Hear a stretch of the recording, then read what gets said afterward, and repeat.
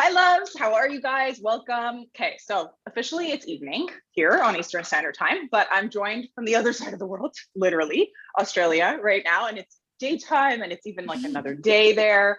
So this is really cool. So I brought the tea, not the coffee right now. But we're going to dive into all the things and we're going to have such an inspiring conversation. I'm really, really stoked for this one for you guys because our guests today are Amy and James, and they came to my attention through Instagram, but actually are the real deal. And I'm really, really excited to introduce them today. We are going to talk about creativity. We're going to talk about owning your inner artist. We're going to talk about what that means to be a creative and an artist, and really honing your artistic worth, essentially. And I know that this is a conversation that's going to resonate with so many of you babes. So let me know, let us both know. We'll talk more about that at the end when we can figure out how to join our guests today. But without further ado, I would love to introduce you to Amy and James. So take it away, guys. Please let us know, introduce yourselves and let us know a little bit about yourselves. Cool. Do you want to go first, or shall I go first? James. I feel like I'm the support act. No, you're not. Don't do that. So my name is Amy, and we are both authors. And I have, from a very young age, just felt really, really called to creativity. I wanted to tell stories. I just wanted to play and to express myself through art. And I've always felt that calling. And along the journey, as I know all of you guys will know, I felt so many limiting beliefs and stories about what it meant to take my creativity seriously. I felt so alone. I felt a lot of shame for wanting to create. I felt almost like I wasn't a real adult because I wanted to tell stories for a living.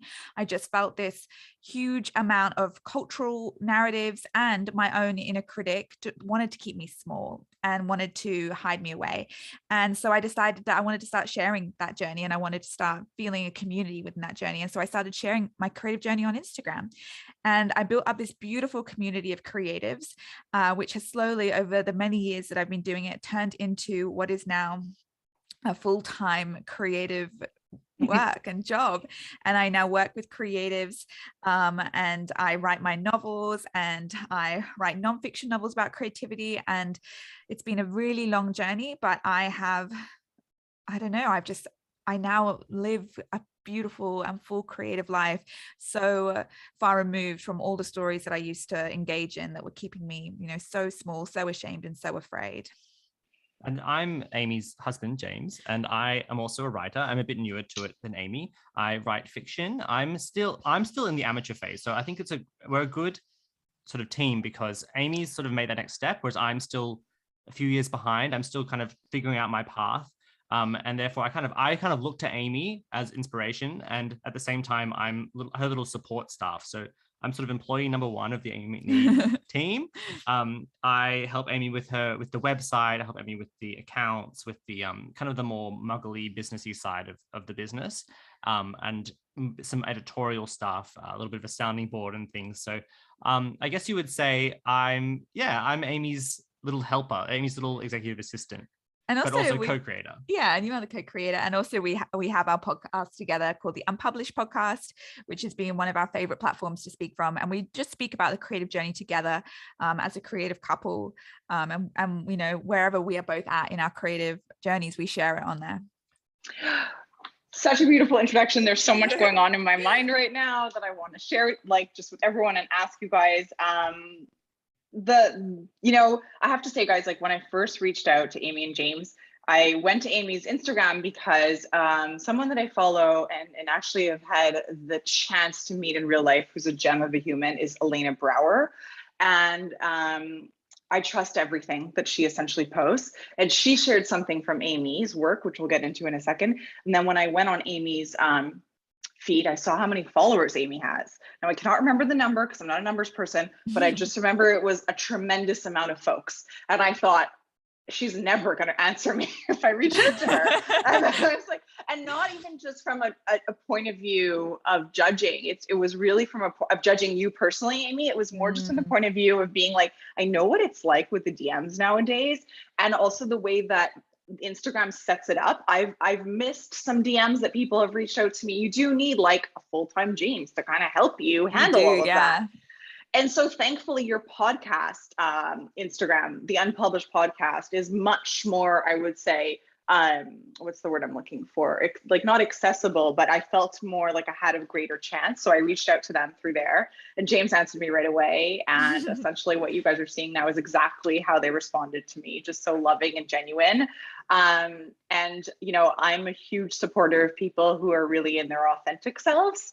And I would love to believe or be proved that that has to do with owning your creative worth. When you feel comfortable in who you are, you have more of, you know, a sense of purpose around your authenticity. So with all that being said, Amy, can you tell us a little bit about, what, you know, what really speaks to me is a lot of the folks that I am connected with in the community and that I support with these coffee chat conversations didn't necessarily come from a creative background that were really where they were really supported by their family of origin.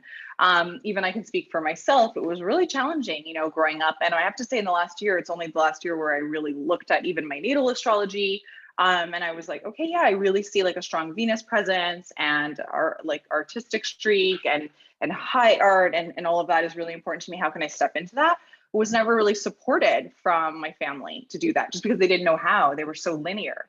And so I'm curious to know a little bit about that. And by extension, I'm curious to know a little bit about James's background and how it felt for you to move into witnessing Amy step into her calling and her creative worth, and then coming as a support. You know, like I know you call yourself sort of the small act behind her, but I can tell by your connection and your chemistry that that's hardly the case, and that you really hold a lot of the substance for her so that she can kind of soar. And so I'm really curious about that dynamic and I guess a little bit of your past in order to step into this moment right now.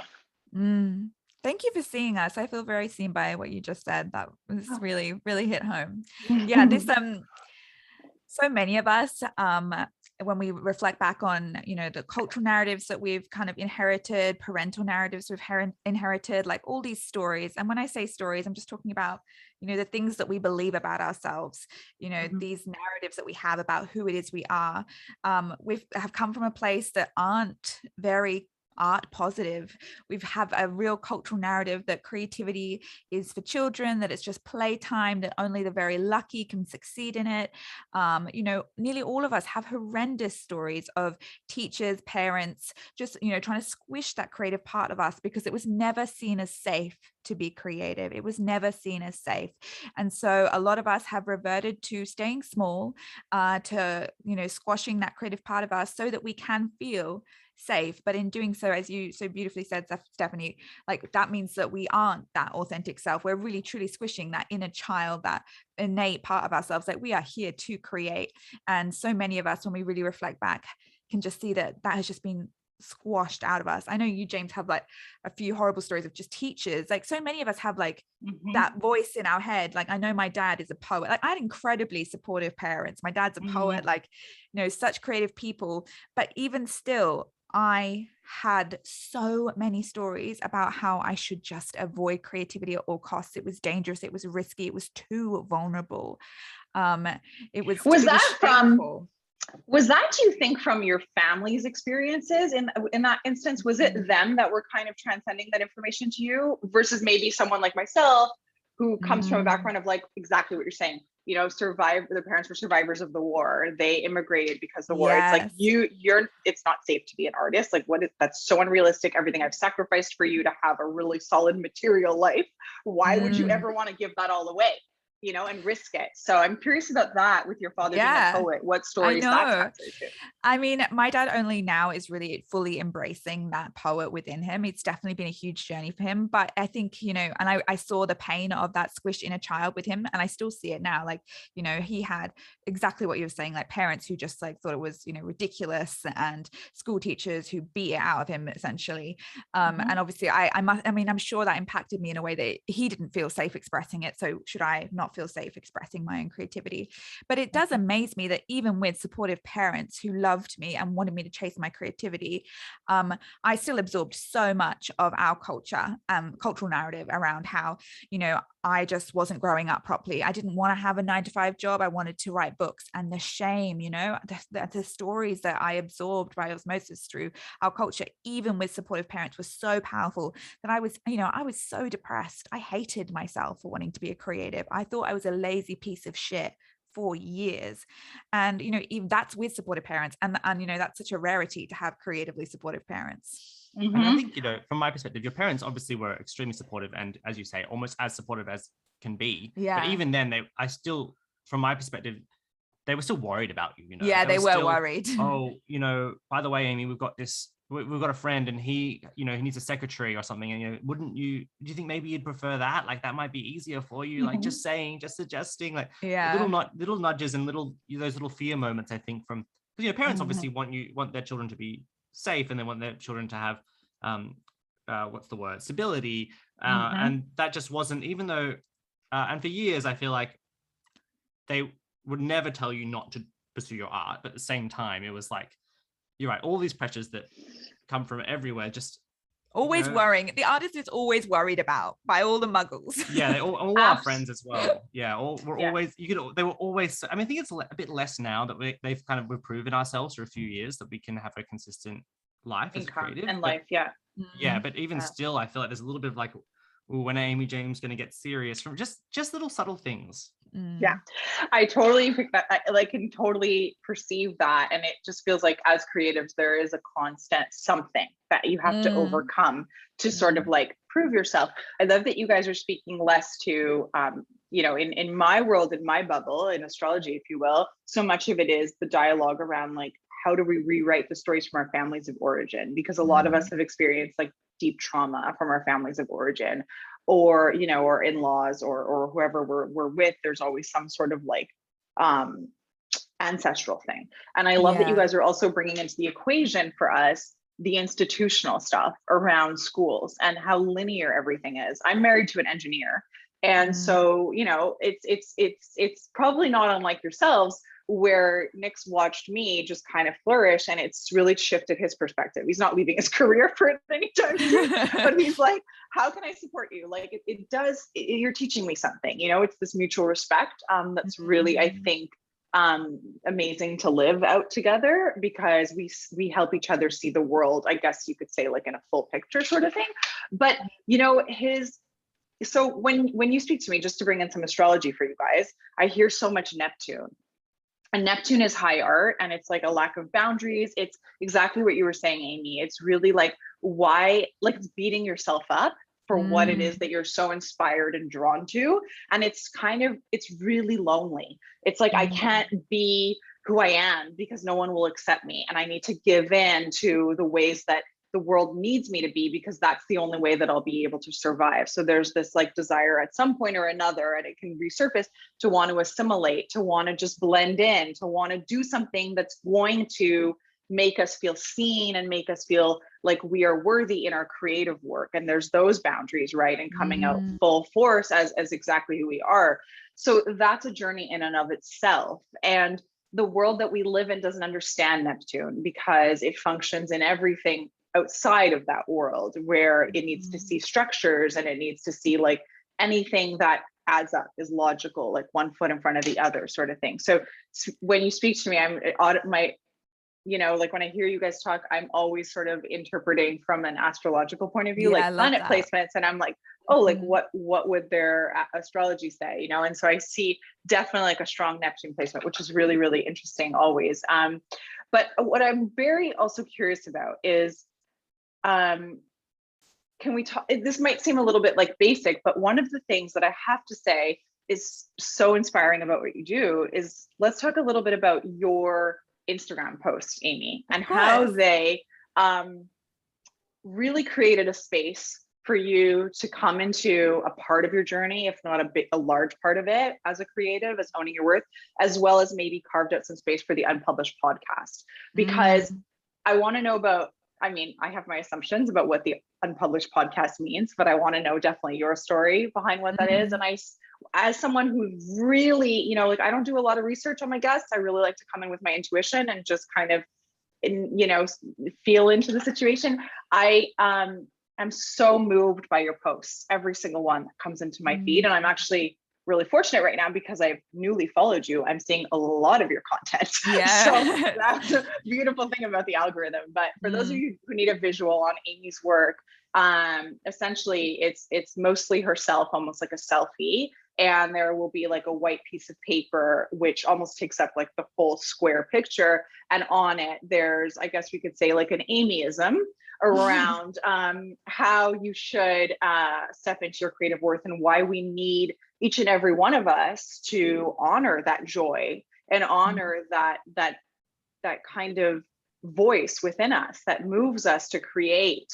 And so many of us are either on our journeys trying to figure out how to earn a living, or we're like, how can I do the side hustle? I'm scared to take the plunge. I'm scared to make this full time. So I know you guys are going to resonate with what Amy's going to tell us right now about what moved you to start this Instagram in that sort of creative vein, because it is creative. But so many of us would just be typing what you're snapping a picture of. It's incredible. Yeah.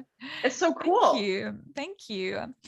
Yeah, I mean, to me, they always feel like permission slips, and permission has been a really big part of my journey. I've always needed or felt like I wanted permission to fully embody my creative self and myself as an author.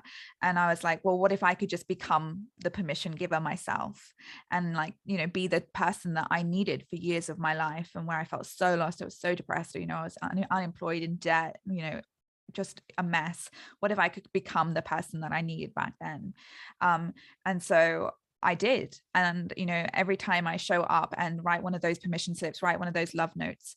And I think I like the fact that I write it because I am a writer by trade. And like, I like the idea that they're little handwritten love notes from me to you, permission slips from me to you. But also really they are just from me to me. I'm speaking to myself. I'm speaking to a younger version of myself. And it's just, you know, the more I do it, I think the better I become at it. And, you know, we create so consistently, me and James, you know, we have a very beautiful creative practice. Every day we're talking about the creative life. We're living the creative life every single day. And so there's always something that comes up. And most of the posts are co-created, as you say, and so beautifully saw like how James supports, you know, this business and this art. But when we constantly commit to our creativity, all these ideas are constantly bubbling up, and permission slips that we both need are always there each day. And so every day, like, we'll just talk about what's been on our heart, and I'll write a little love note to us all. Amy's been very generous to me there. It's not, I do want to give her more credit. Definitely 80%. Amy. But James, it takes a certain type of, I will say that it takes a certain type of man to hold space for a woman who feels such purpose within her as Amy does. So that makes you, fortunately, unfortunately, really rare in the world we live in, and really special. I find it incredibly attractive. I've always been drawn to Amy's ambition and her drive. And for me, I'm a bit more of a homebody. I'm a little bit more of a I don't know how you describe it, but I like to do the household chores. I like to, you know, do the cooking. I like to do the shopping. That's just always been a place that I've naturally, and Amy's sort of strength is a huge part of why I married her, you know? That's beautiful. Really love that and been drawn to that. And what's your zodiac sign? Do you know? Are you a Cancer? No, I'm a Leo. He has Cancer. I do have Cancer. Yeah, I think it's his moon sign. Yeah. I was like, that makes perfect sense. Yes. Yeah. Because the moon is our needs, and it's how we show up for others' needs as well, because the moon mirrors. So it's beautiful to be able to hold space for Amy. That actually sounds like the perfect union of like creative forces, it's so beautiful, to be honest, yeah. right? Isn't that incredible? It's you're living out both of your purposes together by being together. Yeah, it's amazing. And really, I feel my role is a sounding board for Amy. You know, Amy will often come with the initial idea, and she'll say, "James, what do you think of this? Is there anything? Do you have any additional thoughts?" And that's sort of my role, is to add little supplements and, you know, maybe do a little spell check for Amy or something. She doesn't always take me up on that one, but. Do you make her spell check the ones that she's already written on the whiteboard, and then she has to go redo it? There's often a moment where I'm going, Ames, you just realize you've missed an apostrophe there or something. And she's just like, oh, I just don't care at this point, James. Amy, what's your zodiac sign? I'm an Aquarius. Oh, okay. We should look where Neptune is in your chart, because Neptune doesn't necessarily see all the details, to say the least. And I can relate to it so much. It's very me. I'm just like, oh, it doesn't matter. I'm not even anything related to Neptune, but I have a big, strong Neptune placement in my chart. So I can relate so much to that, like, oh, whatever, just go with the flow. Yes. But I love, Amy, what you said about, I really want to touch on that you said that, it really, I don't think you worded it in this exact way. I think you said inner child, but it really sparks a connection. The playfulness is really what you brought to my attention when you were saying, like, I'm an author and I'm a writer, and I'm able to use this sort of creative lens in a way to, and then using Instagram, which at its root, I think why we're all really drawn to it is because it is such a creative platform. And for better or worse nowadays, but the way that you're putting your thoughts and your sort of positive talk to yourself and those reminders of being kind to yourself and supporting that inner child in a playful way that's just handwritten is really the magic of, I think, embodying sort of the connection that often people feel a disconnect with. In adulthood, there is that disconnect with our inner child. And oftentimes in my line of work, I'm helping people include, and I've had, like yourself, I went through this journey myself of healing and supporting. And it's a constant journey of, like, your inner child is okay, Steph. How can you feel seen in your inner child? And so I love that you just basically put into context and verbatim, like, how what you were doing in an image is actually really allowing those two Amy's to coexist. Yes. And it's so healing and so supportive for your work, and also for those of us who are witnessing it. And perhaps it's also my sensitivity to that sort of those two dualities that is so consistently drawn to your capacity to like lay it out for us. It's really, really beautiful. Can you tell us, James, a little bit, or both of you, whoever wants to speak on this, I'd love to know a little bit about the Unpublished podcast and what inspired you guys to move in a direction of a podcast, and specifically on the name of the Unpublished Podcast, which, when your work has so much weight to it, but when you catch that title, can also just feel like, well, is this just kind of falling between the cracks, or like what's really going on here, right? Yeah. It was, hugely significant, I think. Amy started the podcast for the first few episodes by herself. And she didn't let me join until I had started writing myself. So she basically didn't give me access to, because when I felt like I had to have skin, I also felt like I had to have skin in the game before I could be a part of it. And I was really writing for quite several months before I felt like I could come in and contribute anything. And as I said earlier, I felt like I could come in as someone who was just feeling my way through the journey. And then Amy was a bit more of an experienced creative to come in there. That sort of dynamic has changed a little bit, I think, as it's gone on. But I only joined in season 2 in the podcast. And Amy, I don't know if you would agree with this, but I think we chose the name Unpublished because it came from a bit of that frustration with the journey, a bit of that not feeling seen, and just going, look, Amy's not published through a traditional publisher. She's out there on her own, and this is her creative journey.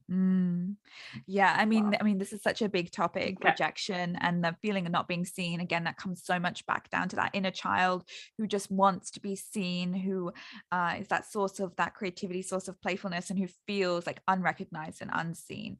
And rejection is going to be a part of all of us who dare to be creative. We risk rejection, and all of us will face it at some point. And the title of Unpublished, like, it was born from a real point of being like, I felt unseen just because I had been rejected so many times, because I was desperate for the external validation.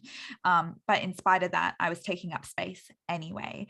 And I think that is the true courageousness of all of us, that despite the risk of not being seen, despite the risk of being rejected, we choose to take up space anyway, because we see ourselves and we see the potential magic that we have to give, and we understand that by doing so, we are doing the generous and vulnerable thing, because there are people out there who need what you have to give. I think, to me, it's a line in the sand. It's saying no one backs us, we back ourselves. Yeah, we are unpublished by any central authority. We're published by ourselves. Yes, and that's it. That is so in support of Amy's Aquarian nature. You Yeah, guys it are very just much like, is. It's really interesting. Yeah. I don't usually go. Usually, what I do in these things is I will sometimes read birth charts for folks, just to kind of support your line of work and kind of show the audience a little bit how astrology really supports who we are as people. But actually, just in a meant to be kind of way, I totally overlooked even asking you guys for your natal information. I was like, let's just have this conversation. And so my apologies if it's kind of annoying that I keep not being at like, all. oh, astrology, this sort of thing. Not everybody's really into astrology necessarily, though. Yes, the community definitely is. And that's definitely something that I practice a lot. And, and I can relate so much to giving yourself permission and that, because astrology is so marginalized, even in today's world. Like on Instagram, it's cool and it makes sense and it adds up and you can have a community, and thank God for the internet for that. But in the real world, people are like, what do you do? Like, I don't understand. Like, why does that really matter? Like, I'm not crossing creatives every day of my life. And in a good way, thankfully, because I'm constantly challenged to assert myself and to learn what that looks like, but that's I do a blessing. It is a blessing. No, but it is. For sure. And just to touch on what you're saying, exactly this, like, when we go and see all our friends for dinner and they're all accountants and lawyers and they're just looking at us like we're completely crazy. Like, even though they can kind of understand now what we do, they're still kind of, there's a like, they don't want to ask us about what we do. They're like, I have to sit there and listen to them talk about work politics and stuff, and they're never, and I feel like we do something so cool, no one's ever asking us, like. Okay, this is an amazing thing to touch on, because I actually am I'm a mom. I just became a mom like 2 years ago, which is a big journey for me, because I didn't necessarily think I would ever become a mom. I wasn't really interested in that. Both my husband and I, it wasn't like, we weren't like the goal, I'm sure like yourselves, because I don't think creatives are linear in that way. And so it's been a whole adjustment for me. And now I've noticed, and I thought it was maybe just because I'm a mom or COVID or I don't know what, but no one asks me about what I do. It's like, I think people are just genuinely confused. And so it's to your point, I have to go and listen to everything that they're doing in their lives 24/7. And then it's like, do I even exist? Does it even matter? Yeah. Mm-hmm. You know what I mean? I'm always like, I guess they don't care. But at the same time, I've done enough work on myself and studied enough, around human behavior to know that nobody is necessarily, at least not in my life at this stage, doing it intentionally. There's definitely some sort of backstory that is keeping that line in the sand, as you so very well said, James, earlier, because it's the threat of like some sort of scenario, right? It's like, if I go there, I have to give myself permission. And I deal with this with my husband, who has Neptune. This is becoming like a very on point conversation around Neptune, because Neptune is high art. And it is everything outside of the lines. And it's a huge feeling. And it's what allows all of the great artists to create the level that they do, and all of the audiences to be moved at the rate that they are. But when it comes to like, let's sit down and talk about what you're doing, Neptune can't really put that into context. It's like, I don't know what to do in these situations. I'm actually going to break down, and I might walk away feeling more vulnerable and scared and threatened and lost than I did when we first came here. So there's a lot of fear with Neptune. And so my husband has Neptune in his second house, which is the house in astrology of our personal worth. And it's aspecting, like essentially has a relationship in his chart with another planet and house. Without going into too many details, what we can clearly see is that his family taught him, his father was an airline pilot and his mom was an accountant. And they taught him, like, you're not allowed to dream, because if you dream, that is not realistic. So you need to do something that is going to earn you a solid living, where you're going to use your thoughts and you're going to be really intellectual about things, and you're going to read the news, and you're going to be able to hold conversations that have some sort of substance to them.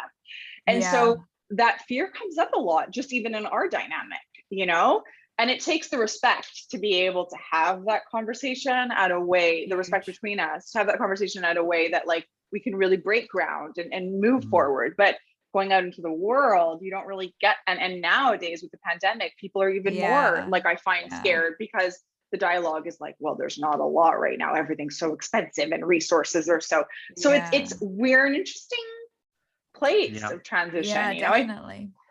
I love what you said there.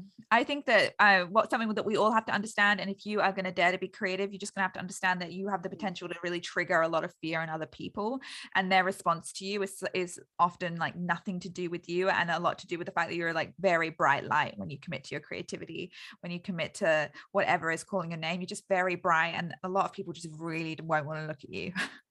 I realized what you said about people feel like they have to have substantive conversation about things that, like the economy, which are just made up things. And really, we think that, people have read the news for 15 minutes just so that they can come to the conversation and they can say, oh, talking point 1, 2, and 3. They're actually the most boring, the most shallow conversations, but people think they're being deep and people think they're being interesting, but really they're just having, they don't want to actually talk about what's actually interesting, what's actually deep, and what's, the real inner things.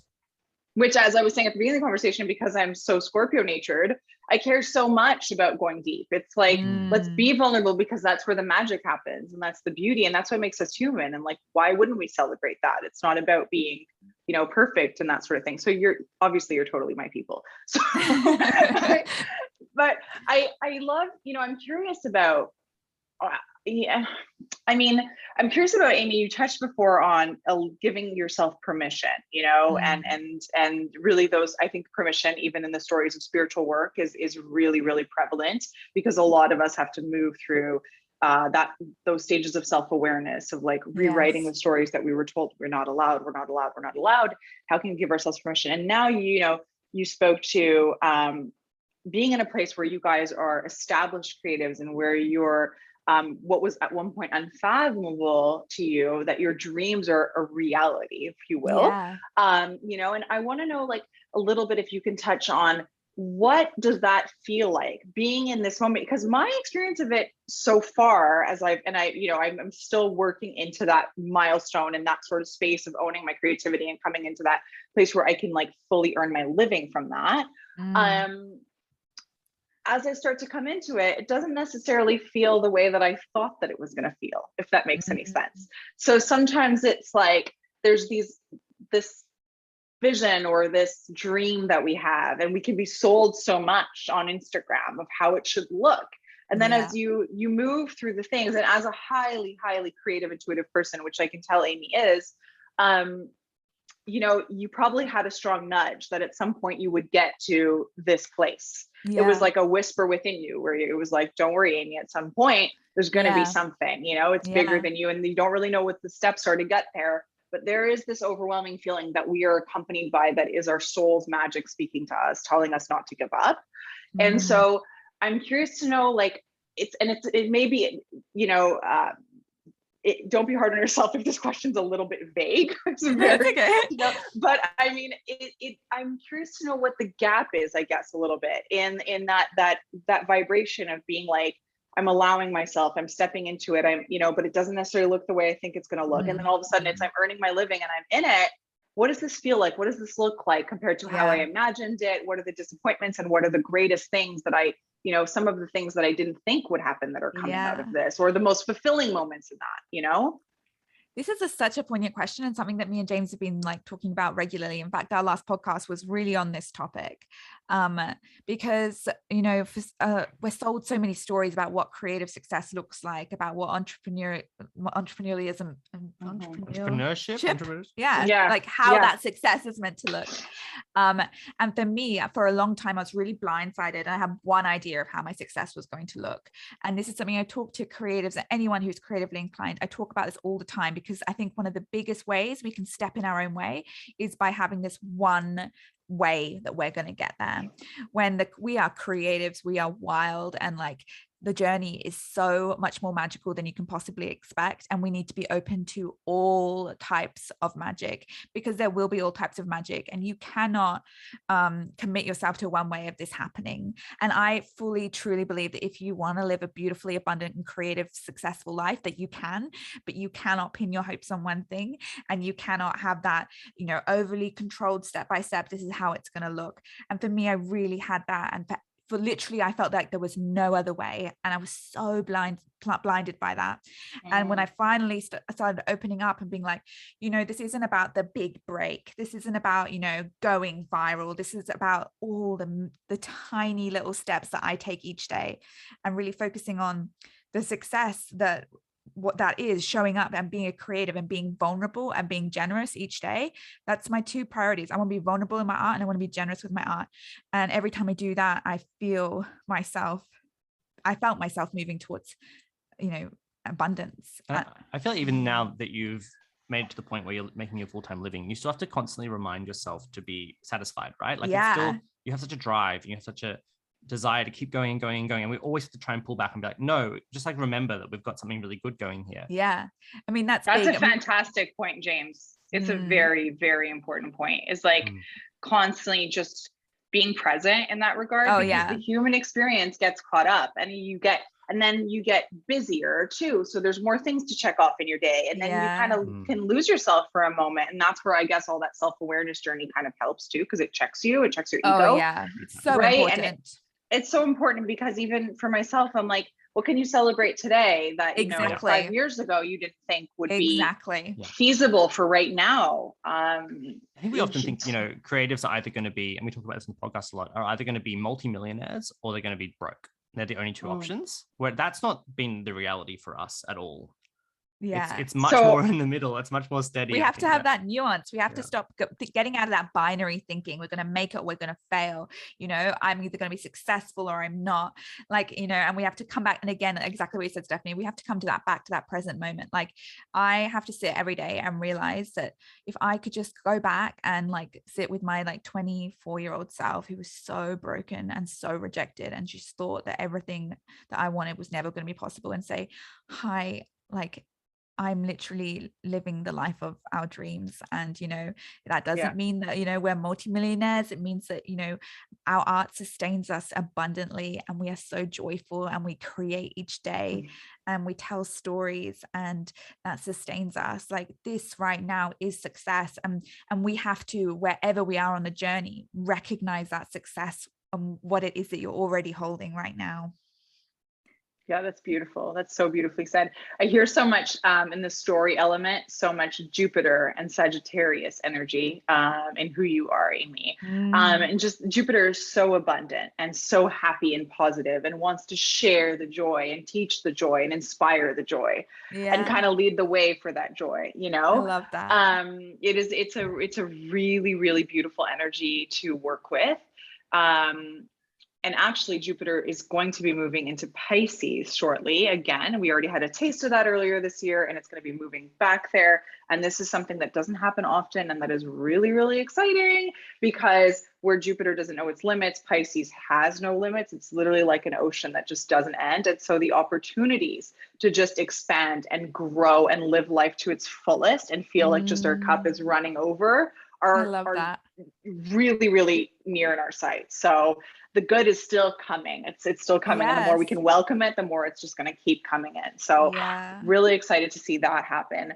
I wanted to touch on, what was the moment for you, Amy, where you felt like, okay, this is, I guess, was there a moment, or was there sort of a narrative or chapter in your life where you were like, okay, it's time to change the rhetoric, Amy. It's time to start. I'm starting to see the signs. How can I shift? What did that look like or feel like for you, without keeping it, you know, like you said, like binary, you know, without making the audience hang on to something, like waiting for that? What was the feeling that you had where you were like, this feels different. This looks different. I might be up to something now. So this is actually a really interesting part of my journey, because all of this pivoted around my journaling practice. So I journal every day, and have for like 1,200 and something days in a row, or something silly like that. And journaling for me, especially, you know, as a writer, it was really where I was able to change that narrative. I changed all my narratives by seeing them and witnessing them on the page. And, you know, that was how I recognized that I was in a really dark place, because I would write down my internal monologue and what I was saying to myself, and then I had that bit of distance from it between me and the page, and I read what I was saying to myself, and I was like, this is horrific, you know, so cruel to my inner child. Like, why do you think you could do this? You're such a lazy piece of shit. Like, real cruel language, because I was just so ashamed that I was chasing this creative dream. And I was like, how could I ever get anywhere? Or who deserves this? No one deserves this. And so I started to cultivate this new voice on the pages. And, you know, it probably took a few months, but I just, with intention, at the very last part of my journaling, I just mothered myself. And it was this reparenting practice of this inner child and me. It was a reparenting of me, where I'd be like, you know what, you're just doing so much better than you think you were doing, and I'm so proud of you for chasing what it is that has called your name. And, you know, I'll just be so gentle. And I just cultivated a new voice on the pages of my journal. And now that's my internal voice. Like it just sunk into my soul. And now that's how I speak to myself. And I did it through ink. That's Now amazing, Amy.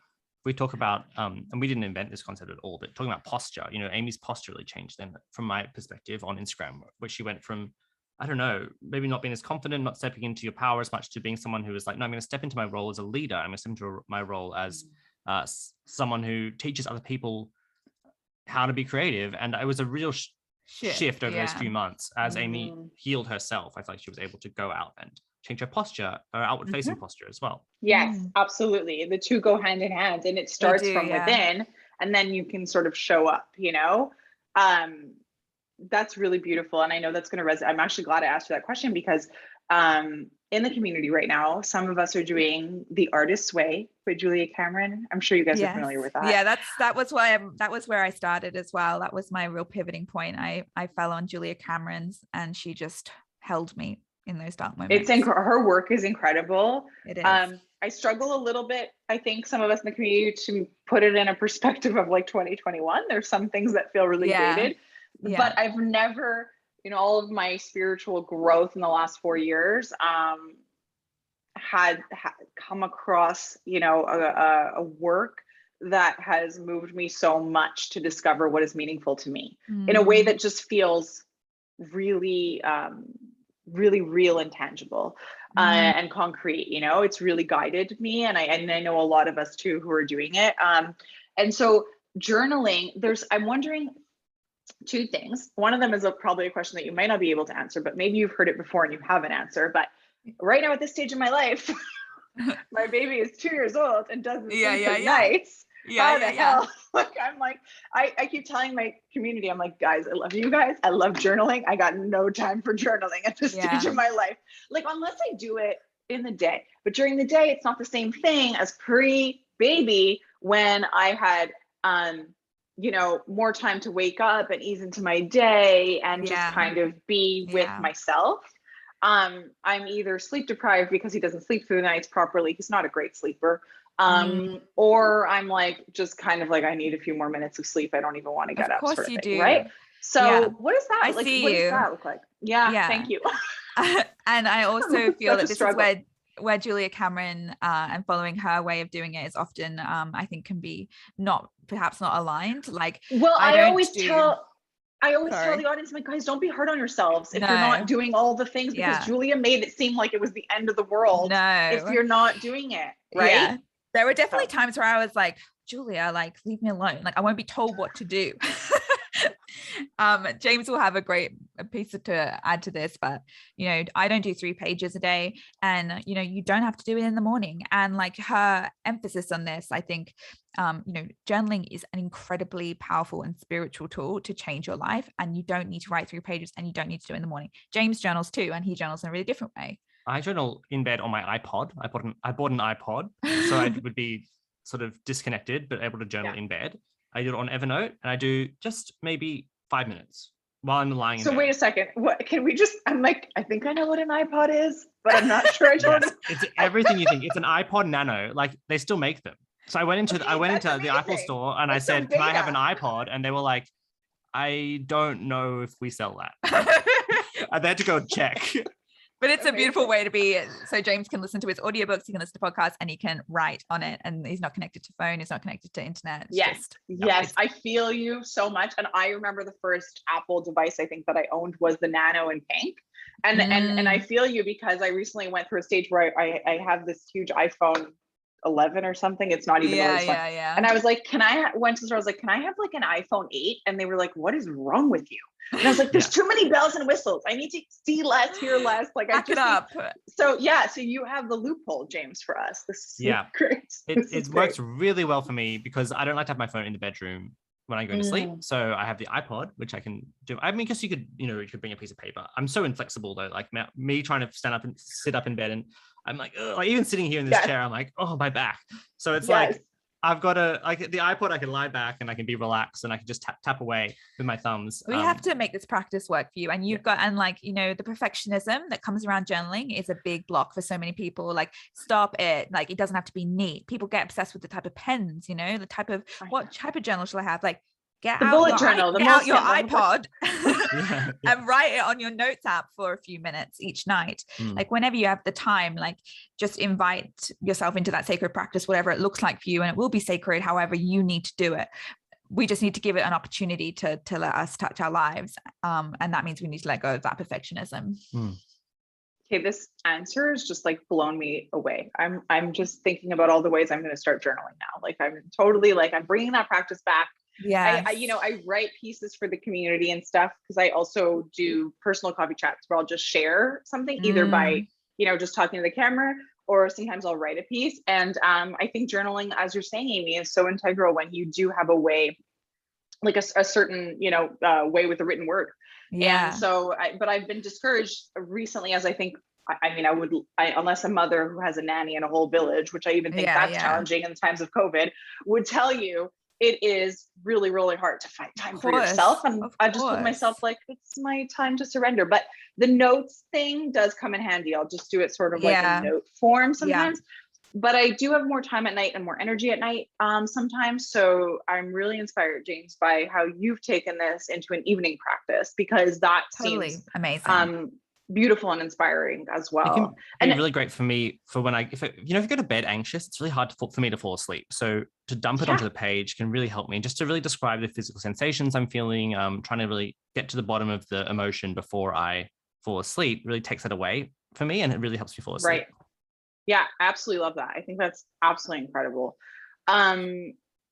Thank you for sharing that, guys. I really appreciate it. And I know everybody right now listening is going to love that. And I want something really quickly. Yeah. I know, because I've talked about this so often, that there will be a piece of resistance that comes up for someone in this. You do not have to be a writer to journal. And even though I said that I've been very attracted to journaling because I am a writer, like I am approached almost daily by someone saying, I'm not a writer. Do you think journaling will help me? It does not matter what creative calling you feel like drawn to. Like, journaling is for everyone. Your writing doesn't have to sound good. It can make no sense. My writing makes no sense in my journal often. Just wanted to give that permission slip to you all in case anyone had an excuse. I absolutely love that you brought that up, because I think Instagram maybe is one of the major things for like comparison and just feeling defeated. And I think that creative beauty on Instagram has also created a wall for so many people, where it's like, if it doesn't look like that, if I'm not bullet journaling, if it's not graphic, if I don't have all the stationery, me being a Scorpio, I'm like, hey, dear diary, like I used to literally have that with the log. It was like under my pillow. So I'm like, I think that disclaimer is really, really valid for so many people. And I think even for, the three of us at some moment too, because we're human too, and we get caught up some days and we're like, what the heck, even in the conversation we just had, I'm like, hey, it doesn't look like, 6 a.m. Monday to Friday. What am I doing with my life? Am I worthy of journaling? Yes. I want to know I'm fascinated about what you said, Amy, when you said, I would have all these thoughts that would come out onto the pages where I was really just taking myself down. And so what I was thinking when you were saying that is, I'm like, was she journaling in that state? What's it called? Where you just write, there's like a stream of consciousness. It's like a stream of consciousness. And I think there's is there like a marketed term around that right now? I feel there might be something. Anyways, it's okay because it is stream of consciousness, where you're writing everything. So Janelle is in the community, and Janelle, you're going to watch this right now. And I know you're going to know the term because she brought it up for me. But she had told me that she was practicing this type of writing style where you just like unleash everything onto the pages. And I have to say that anytime there's an astrological reason for this in my chart too, so I might be an exception to this, but anytime I've come to write, I have trouble getting into like a meditative state about it, where I just really become vulnerable. It's almost like I'm writing as if if someone picks this up and sees it, like Yeah. I wouldn't want them to see the whole thing. Yeah, that's a Right? great thing to notice. And a lot of people tell me that as well. They say I write as through someone else's eyes. Like I write as though my mum's reading my journal, or even your future self. Like what's my future self going to think of I me? often did that. Like what if I was, because I've kept diaries since I was really little, and I've always reread them, and which is why Julia Cameron has this rule, and I think it can be really helpful: never reread. Like having that blanket thing can protect you from the thought of a future self journal, like reading a journal, even destroying it. Yeah, and I've had people often destroy them and keep them safe in that way as well. And I think this is where the benefit of this is why Julia Cameron says those 3 pages, so you can get through the kind of blocks at the beginning of, oh, I'm writing as though my partner is reading this, oh, I'm writing as though I should be writing, and really getting into it. And so I think that's why she loves the 3 pages. I only do 1 A4 page, but I even feel that at the beginning, like I'll be like almost like diarizing rather than journaling. And just you get better at it, I think, as the more you practice, like breaking down and like getting into that kind of flow state. But for me, what I do is I literally just listen to my internal monologue, and I just transcribe it. And then that's beautiful. I just listen to that internal buzzing and transcribe what I'm thinking, and that will often just pull me into a new spiral of thoughts.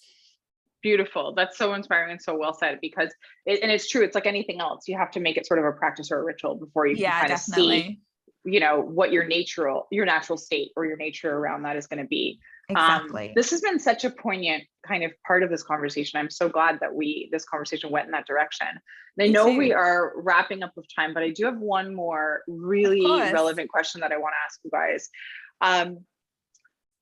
So I was born in Europe and in Montreal, where I lived for most of my life. Now I live rurally near the capital of Canada, Ottawa. And in Montreal, there's a lot of French. I'm just explaining the context of why I'm coming at you with this question, but it's going to be a question you guys are going to be very familiar with. There's a lot of French people who have moved from France to Montreal, and just a French culture about Montreal. It's a beautiful, beautiful European city. And when I was living there, Montreal is compared to Toronto, which is just a little bit west of Ottawa. And it's a really, really big city that's thriving, almost like the New York of Canada. Yeah. And in Toronto, people are like, they want the money, they're showing up. It's a harsher city, Yeah. In Montreal, it's the artist city. It's the performer city. There's a lot of musical talent. You guys would love it. If you've never been, you would absolutely love it. I'm hard pressed to meet an Australian that doesn't fall in love with Canada as it is, to be honest with you, and vice versa. But with that being said, the dialogue in Montreal is very much around don't sell yourself out by making a living as a creative. You're a shitty person if you actually charge what you're worth. So no one wants to pay for anything in Montreal. No one wants to pay artists so hard. For what they're worth. It's so shitty, right? And I'm bringing this back to France because it's a French thing. It's in France, the culture there is like, you're a shitty person if you actually show up and charge your worth. And so I hate that. Right. And so you guys are established creatives. Some of us in the community are established creatives as well. And we'll definitely be able to resonate with that because there is so much around charging your worth. And all of us in the community at some level will be able to have some takeaway from this sort of nugget that we're going to speak to right now, because I just want to know your point of view on being an artist and just, in that sort of like bullshit thing that is like, you can't be a creative and fathomably want to make money. You'd have to sell your soul because like you're, what's your take on that? And how can we move away from that would be my dream. I mean, supporting each other to just earn our living and supporting each other. I created a paywall for my Patreon just to kind of, it's $5. Like, let's have a coffee together and I'm not going to keep giving this content away on Instagram because the energy is really challenging. That exchange is challenging. This has to change, and it is, but I think it's slowly happening. Again, this is a huge narrative that it's just being placed on creatives that, what we do is just kind of playing. It's not serious. We don't deserve money. And we have also taken on that ourselves. And so a lot of artists are going around being like, oh, I could never charge for this. We have, by osmosis, we inherited those stories and we perpetuate them. And a lot of artists, do perpetuate it. It's a real problem. And we have to be actively looking at how it's holding us back and how it's holding our community back. Artists deserve to be paid. We deserve to be financially abundant because our art literally creates all the beauty in this world, and without what we do, this world is a piece of shit, and that deserves to be financially rewarded. And the narratives like that you're explaining just absolutely kill me, and these are the stories that we need to change, and they change first with us when we start demanding our own worth. It has to start here. Like, there are obviously systemic and like structural things we can do, but as creatives we have to start from ourselves and say, no, I deserve money for this. And by you doing that, you give permission for other people to do that. And by us articulating and boldly taking up space in that way, we give permission for others to do so. And it's a flow on effect, but the resistance is strong because the narrative is strong. I mean, it's a very convenient narrative for gatekeepers, right? Let's try and perpetuate this narrative that creatives are worthless so that we can extract all the value from people for their work. It's, why should Netflix make billions of dollars from other people's art, but independent creators should make nothing? It doesn't really make any sense. It's like, of course they would want to perpetuate that narrative. Of course, bigger businesses would want to perpetuate that narrative because it is beneficial to them. We've got to be very skeptical of it all. Yeah. Yes, you guys answered that so brilliantly. I know that this is like actually the perfect food for thought, because everyone listening right now is like, I just want more of Amy and James. It totally resonates with my point of view and sort of where my thoughts are on the thing. And I love, Amy, that you touched on like how we can show up. Like, we need to be bold and we need to ask for what we feel we are worthy of, and just start somewhere, for me, even I started like at $5 and it's like, here's the $5, like that's, and then it grows and grows and grows, It will, and it should. Yes, and it's $5 is nothing for other. If you were opening a coffee shop, like that's the bare minimum people would be spending. That you'd be thinking that it's spend at your coffee shop. So it's like, why should artists who are providing just as valuable look services? How much value you give, Stephanie? Like, it's absurd. Like, we need to throw money at you. We need to throw money at all artists.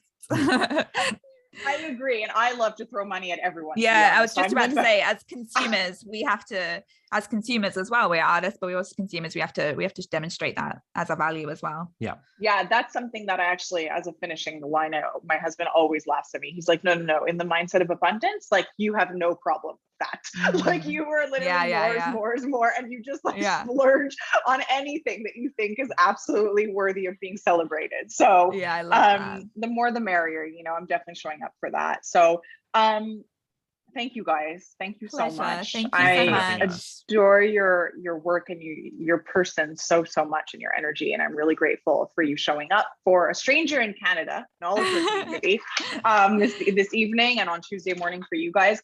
And I just want, of course, I want us to know, please share with us how we can reach you, how we can stay in touch with you. So you can reach both of us on the Unpublished podcast, which is on Apple and Spotify, and you can listen to the, it's for all creatives, anyone with an inkling to be creative. That is what that podcast is for. You can find me on Instagram at Inspired to Write, and you can find all of our stuff on my website, which is amymcnee.com. And Amy's name is spelled A-M-I-E, guys. A-M-I-E. Isn't that so français? We love it. Thank you so much. Thank you, Stephanie. Thank you for having us. It was truly such a joy. I'm so grateful. I hope you guys enjoyed this evening coffee chat, this evening iteration. Let us know how this landed for you guys. If you have any questions, please go support Amy and James. Please go support the Unpublished Podcast. And please celebrate yourselves today in some way. With everything, right? With everything that you're creating and everything that you're putting out there. I hope this really just helped you feel so invigorated and inspired to keep going. And I will see you in Discord, and I will see you guys on Instagram as always. And that's about it, loves. Have a beautiful day. Thank you. Thank you. Bye, Stephanie.